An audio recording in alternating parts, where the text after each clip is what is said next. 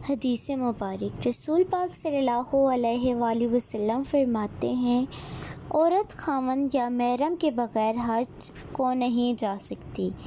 اور حضرت ابن عباس راوی علیہ السلام، رسول پاک صلی اللہ علیہ وآلہ وسلم نے فرمایا، کوئی شخص عورت کے ساتھ خلوت نہ کرے، یعنی اجنبی مرد اور عورت کسی جگہ تنہا جمع نہ ہوں، اور کوئی عورت محرم کے بغیر سفر نہ کرے۔ یہ سن کر ایک شخص نے عرض کیا کہ یا رسول اللہ، فلاں فلاں غزوہ میں میرا نام لکھا جا چکا ہے، یعنی فلاں جہاد میں جو درویش اور وہاں جو لشکر جانے والا ہے، اس میں میرا نام بھی لکھا چکا ہے کہ میں بھی لشکر میں ہمراہ جاؤں، اور حالانکہ میری بیوی نے سفر حج کا ارادہ کر لیا ہے، تو کیا کروں؟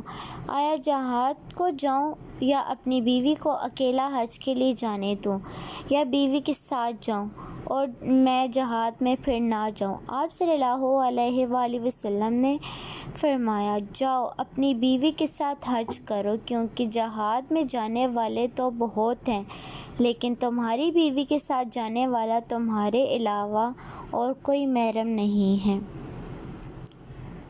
Thanks watching my video. Subscribe my YouTube channel and like my all videos.